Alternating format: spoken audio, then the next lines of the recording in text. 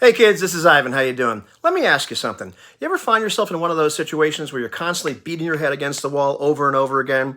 Maybe it's at your job, maybe it's in a relationship, maybe it's with a group or organization you're involved with, or some kind of process that you have to do or are involved in. And it should be fixable. It should be. And no matter what you do, no matter what you say, things don't change. Well, I got news for you. You're probably trying to change the wrong thing. And so I'm no stranger to this dynamic. I've been involved in these situations millions of times, too many. And, I'll give you a couple examples just from corporate and from government jobs I've had. And in the corporate job, one time, the corporation they were telling the people that were doing the inventory to perform division and multiplication all day long, rapid fire, which is hard for people, instead of just counting cases. And in the government situation, it was a secure facility, and the management one day justified taking the keypad off of one of the exterior doors, telling us that the protocol was to exit the building by the other door, and so that the residents weren't going to try to escape with that door because the protocol was for them to exit the other way.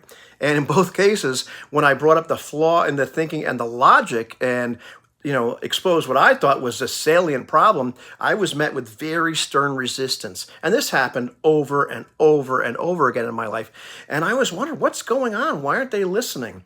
And one day, I stumbled upon this YouTube channel by this guy, Rich Gilbert. I think I stumbled upon it a few months ago. And apparently, he helps people survive corporate America. And he said something that people have said to me before, but he said it in just a little different way. And maybe I was ready to hear it this time. And he said, they don't want your input. They want you to stay in your lane, do what you're told, be a good employee, don't make waves. And so you have two choices. Either you can accept that this is the way it is and do what they tell you to, because if you don't, you're probably going to get fired. Or, number two, you can decide that you can't tolerate these kind of games and go do something else. And not long after that, I read the book, The 48 Laws of Power by Robert Greene. And as I'm reading it, I'm getting really disgusted because all of these manipulative and deceptive things that people do to stay in power or get power, and this is the way the world works. And I watched an interview with Robert, and he talked about this idea that he hated working for other people, specifically because they do a lot of these things, all these manipulation games and politicking and all this kind of stuff. And so he works for himself because he hates working for other people. And it was one of those moments where I was really kind of embarrassed because they were talking about something that I talk to people about all of the time. And this is true in relationships. It's true in gaming groups. I mean, how many times on this channel have I said, play the right game or play with the right people, which I have to credit my friend Jean-Francois St. Onge with. Or, in bands, play with the right band or play with the right musicians. It happens everywhere. And at the end of the day, the simple wisdom of the Serenity Prayer really kind of, gets to the heart of this matter. Grant me the serenity to accept the things I cannot change, which is just about everything. Other people, organizations, jobs, the way other people think, even your own first emotional reaction. And, grant me the courage to change the things I can, which is how I act. How do I react? Where am I staying? Am I staying in this situation or am I leaving this situation?